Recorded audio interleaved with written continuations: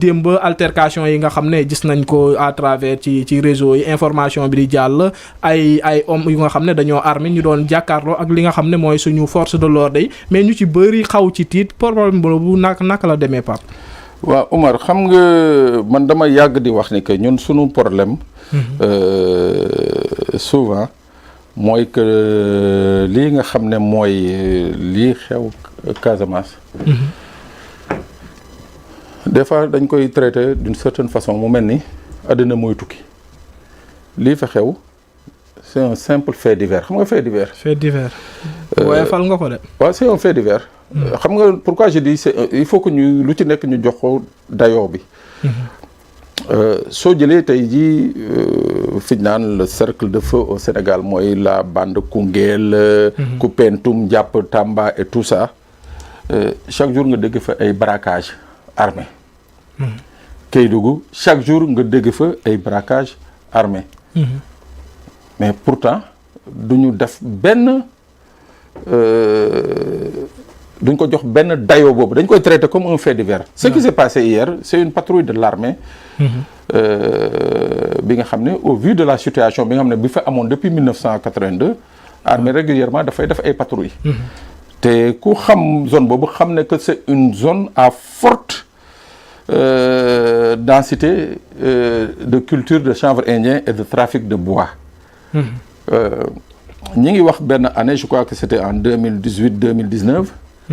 lu toll ci 300 millions de dollars jaar na fa ci wàllu garab yu ñu dagg jaarale ko biir Gambie génnee ko foofu dem jaay ko bitim réew. donc yoon la tey jii armée nekk fa di fa def ay patrouilles. mu am nag ña nga xam ne ci béyub yàmbaa bi. ñoom ba tey jii jàpp nañ ne que ñoom il faut ñu continuer di béy seen yàmba. parce que nanguwuñu liggéey. nanguwuñu def leneen. ñeneen ñi jàpp nañ ne que àll bi seen lu leen ci soxal mooy dog gar bi di ko jaay. surtout le bois de rose qui est l'un des bois les plus prisés au niveau international. loolu nag mu nekk une mission bi nga xam ne armée da ko fay def régulièrement. démb nag ci opération boobu ci lakk wër toolu yàmbaay di lakk. am ay nit ñi nga xam ne ba ñu gisee militaires yi dañoo tiire. militaires yi riposté ñu daal di daw. loolu mooy ce qui s'est véritablement passé d'ailleurs soo xoolee le communiqué de la DIRPA. mooy c'est ce qui s'est ce qui s'est réellement passé maintenant nag. boo gisee ma ne dañ koy jox souvent dayoo mooy maanaam souvent les gens aiment. impliquer le MFDC. absolument ci affaire yooyu. ci affaire attaque yooyu. affaire yooyu c'est une affaire de banditisme ay bandi nañu c'est-à-dire yii ay bandi xam nga bandi. mooy bandi yi taxaw ci mbedd bi dogaale la yore seen fital nangu seen oto comme nañ ko nangu sa oto nangu comme ni nga koy gisee fii Dakar gisee ko feneen. moo tax ma ne nañ ko traiter comme un fait divers parce que am na yi nga xam ne boo koy traiter di leen tudd sax. suñ jéemee def benn approche wala liaison entre MFDC ak période bi ñu nekk plan Diomaye pour la Casamance. voilà da nga leen di jox benn importance bi nga xam ne amatuñ ko parce que. Ce qui se passe actuellement dans cette partie du Sénégal, c'est plus une question de banditisme qu'une question d'irrédentisme. ay bandi nañu ñoo décidé ne ñoom duñu liggéey fas yéene wuñu liggéey et ils comptent se mettre en marge de la société te nu ñuy dundee mooy Omar yor na kopparam ñu ñëw këf ko mënuñu ko këf ñu dem béy ji yàmba wala dagg garab jaay donc voici le problème tel qu'il est.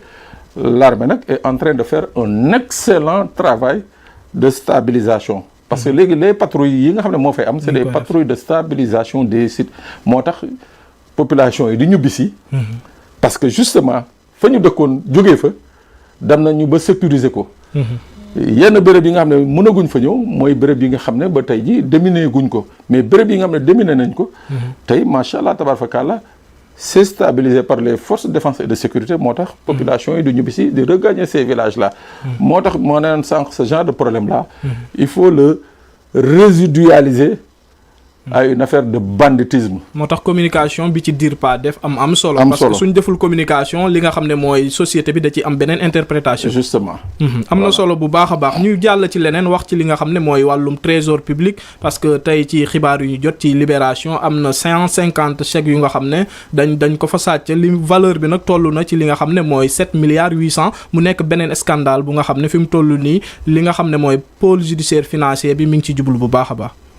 waaw Omar xam nga loolu encore c'est encore une inquiétude par rapport justement ak sunu sécurité fiabilité wu système finance publique buñ ne la ay chèques nit mun na ko jël jox ko ay nit ñu koy utiliser di ci percevoir ay xaalis ba mu toll ci 7 milliards et poussière mooy que quelque part encore Omar je dis nos finances publiques ont besoin de vraiment beaucoup plus de sûreté et de sécurité. Trésor mooy li ñuy wax je crois que le système tant que état bi damul ba toll ci système informatisation de tout le circuit financier surtout les finances publiques yu ni mel du fi jógee. maa ngi j'aime souvent le rappeler. Mamadou Lamine Loum ancien premier ministre du Sénégal dafa doon wax bi muy def passation de service am. en 2000. fekk y avait un scandale qui s'appelait le scandale des inspecteurs du Trésor. li ni mel la woon mooy dañu organiser woon benn mafia di tibb ay chèques mooy maanaam tey jii Umar.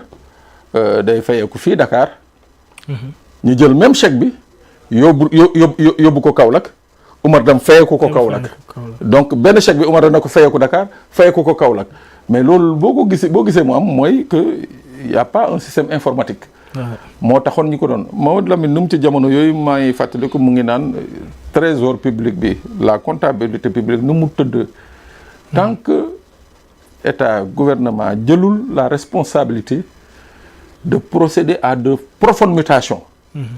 Il faut pas s'étonner qu'un jour ñu ne Sénégal trésor public bi nekk na en banqueroute parce que justement dañ koy attaquer de partout. parce que la preuve tey jii mu ngi nii encore. On parle de 150 chèques. qui ont été volés ñu jox ko ay nit ñi di ci def ay opérations de transit. yu leen jural plus de 7 milliards et poussière. kooku peut-être mooy li ñu gisagum. mais est-ce que mooy li ñu gisagum. mooy est-ce que ci yeneen domaine wala yeneen secteur pratique boobu amu fa. moo tax je crois que aujourd'hui président Bassirou Diomaye Faye li mu doon wax keroog ci rencontre bi mu doon wax par rapport aux performances de l'administration et la modernisation de l'administration. tout ce qui touche les finances publiques. war nañu gaaw procéder à ce qu'on appelle une digitalisation et une informatisation complète du système ba nga xam ne Umar bu ne coppet dërëm rek fépp daañu xam ne que Umar nee na coppet dërëm quoi mais biñ ko bàyyee en l'état nii c'est la porte ouverte encore à des vols et à des détournements. am na solo bu baax a baax li nga xam ne mooy trésor public moom gars yi des fois dañ leen di tooñ ne li nga xam ne mooy rideau rek da ngay ñëw rek dugg gis nañ cambriolage bi fi amoon jamono yee passé ñu génn mu nekk lu nga xam ne dafa tiitaloon Sénégal te foofu mooy suñu gafaka réew xaalisu Sénégal yëpp foofu la nekk ñu waxtaan ci leneen muy héritage ki nga xam ne mooy El Hadji Daouda Bey mu nekk benn héritage bu nga xam ne jur na polémique parce que ñoom si li nga xam ne mooy seen avocat bi ñu dénkoon dossier bi jàpp nañ ne xaalis bi dafa am lu nga xam ne voilà joteewuñ ci mu toll woon ci 130 millions fi mu toll nii nag ñi ngi génn di def ay révélation ci dossier boobu mais aussi nee nañ sax dinañ saisir ki nga xam ne mooy le premier ministre mais aussi le ministre de la justice pour dossier boobu rek ak avocat bi lim leen di tuur lëndëm jëmale ci li nga xam ne mooy wàllum héritage boobu.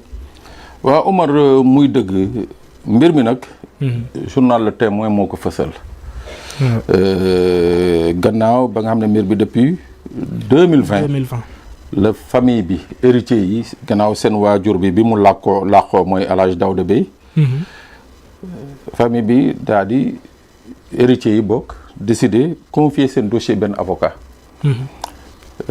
mu amoon benn compte bancaire bi nga xam ne nekk ci benn banque fii ñu amoon fa lu toll ci 30 millions yi nga xam ne dañu bëggoon ñu récupérer ko ñoom séddoo ko seen biir. avocats yi nag dafa am na ñuy liggéey. mooy bu ñu jëlee xaalis dafa am compte bi ñuy wax avocat yëpp. obligation ordre des avocats c'est une obligation pour tous les avocats bu ñu récupérer xaalis compte boobu dañ ko fay dugal mooy compte CARPA. pour éviter ay genre luubal ay genre yenn yi. moo tax ñu créé woon compte boobu mais malheureusement pour famille wu Daouda El Hadj Daouda Bey 2020 ak léegi ba avocat bi récupéré xaalis bi gisuñu dara dégguñu dara. avocat bi récupéré na xaalis bi héritage bi. waaw récupéré nañ ko. waaw ñoom nee nañu avocat bi récupéré na ko.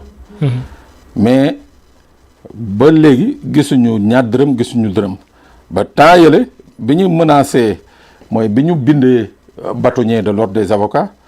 pour xamal ko mbir mi ni mu demee amuñu ci tontu ñu bind premier ministre boobu la avocat yi décidé ne dana leen jox xaalis daal di leen defal benn chèque 48 millions. waaw mais famille bi dafa lànk. parce que nee nañu 2020 ba tey ji daanaka juróomi at. 5 ans. ñoom lu ñuy laajte mooy intégralement la nga xam ne mooy xaalis bañ leen ameel nañ leen ko jox mooy 130 millions yi. loolu nag ci loolu nañ nekk nii ba finalement nag kii nga xam ne mooy mandataire famille bi. saisir kii nga xam ne mooy premier ministre Ousmane Sonko saisir le garde des Sceaux. Ousmane Diagne saisir également kii nga xam ne mooy le procureur général. ci lii nga xam ne moom la leen waa ji teg. ñoom nag nee nañu lii buñ ko defee du càggeen ni pour dénoncer avocat wala lii ak lii mais dañu jàpp ni que dañu nekk ci réew un pays de droit. am seen xaalis sàccuñu ko triandewuñu ko seen dono la. kon nag dono boobu. ñoom dañ ci war a jot 2020 ak léegi fu nekk jaar nañ fa. furaas mënuñu cee jot dara moo tax bii yoon ñu saisir li nga xam ne mooy les autorités pour que lii nga xam ne ñoom ñoo woote jubal jubanti. te lii bokk nañu ci la nga xam ne jàpp nañu ci jubanti la bokk parce que fekk ay néew ju doole. ji nga xam ne ñoom seen baay moo làqu am lu mu leen fi bàyyil nga jël ne ko furaas. juróomi at ak léegi dañoo jàppoon nag ni que xëy na avocat boobu.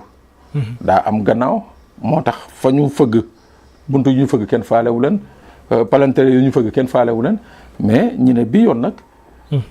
comme nguur gu bees la daañu fexe ba nguur googu autorités yi jot ci xibaar gi. pour ñoom ñu mën a jot seen koppar soxlawuñu siiwal avocat bi. parce que ba léegi turu avocat la moom voilà gars yi xamaguñ ko peut-être ñu ngi koy def ci sutura pour bañ ko vilipender soxlawuñu ko mais lañu soxla mooy seen ak seen yelef ñu jox leen ko avocat bi jox leen ko ba mu mot sëkk. fan yi nag nee nañu daañu def conférence de presse waaw nee nañ nag bu ñu génnee semaine bii semaine bu ci topp daañu teg conférence de presse nag jox journalistes yi xibaar yëpp ci turu avocat bi photocopie chèque yi ak yëpp li nga xam ne jotoon nañ ko échanger ak ki nga xam ne mooy avocat bi ak banque bi nga xam ne fa la xaalis bi nekkoon te banque bi firndeel leen ni que moom depuis 2020 joxe na décaissé na xaalis bi donc lii nag nekk na cas bi nga xam ne du fi guléet nag mais ay cas la yi nga xam ne dañ koy ñaawlu daal dañ koy ñaawlu surtout venant d'auxiliaire de la justice mooy maanaam ay nit yi nga xam ne wax fa dëgg yàlla boo jaaxlee ci àddina ci ñoom ngay daw pour ñu wàllu la jàppale la donc yu mel ni buñ ko déggee day metti ci xol quoi moo tax vraiment di ñaan justement ñi nga xam ne ñoo concerné wu par cette affaire ñu gaaw a traiter cette affaire là parce que les gens ont plus à gagner en réglant cette affaire de manière beaucoup plus diplomatique que di ko bàyyi muy jël ay dimensions yi nga xam ne jarul woon mu fay egg daal. mais en dehors de dossier bi parce que li nga xam ne mooy Sénégal yi des fois da ngay gis ku sa waajur làqu wala boo ku la jege. pour nga am accès li nga xam ne mooy ci ay comptam day nekk procédure bu nga xam ne bu métti la en général soo amul li nga xam ne mooy bras long comme ni ñu koy waxee Sénégal. xaalis boobu day naax saay ci banque yi doo ko jot. waaw souvent nag xam nga problème yi c'est des procédures yu ñoo gudd. te compliqué parce que sa waajur bu làqu bàyyi fi alal moo xam banque moo xam kër ak lu mu munti na d'abord boo demee ci tribunal lañ lay njëkk laaj mooy déjà ngeen firndeel ni que seen waajur boobu wàññeeku na. certificat de décès boo leen noppee tribunal pour mu jàpp ci danaan leen ut leen li ñuy wax certificat d'hérédité. mooy maanaam yéen ñëpp ngeen dajaloo ñëw ba ci tribunal d'accord ni que waajur bi làqu seen waajur la.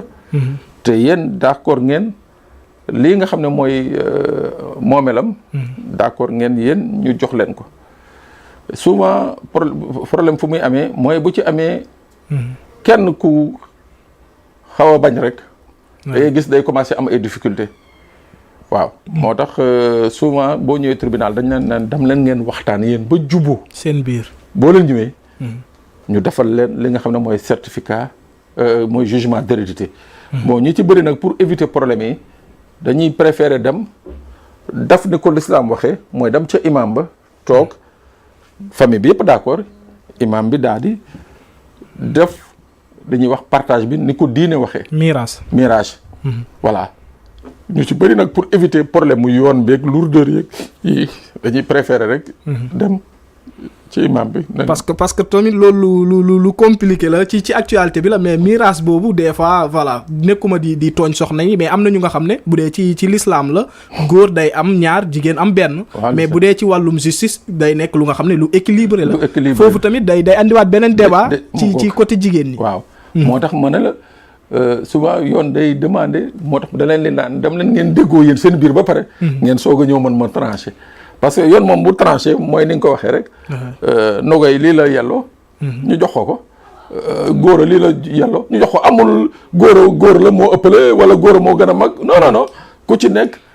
voilà lii ngay am point barre. donc moo tax genre procédure yooyu xaw a compliqué xaw a gudd. et tout moo tax ñi ci bëri di ci soxla avocat. bu leen di gunge pour ñu mun a dox mbir mi très rapidement dajale affaire yi ñëw mun a jot seen alal. mun a mirage seen waajur parce que tamit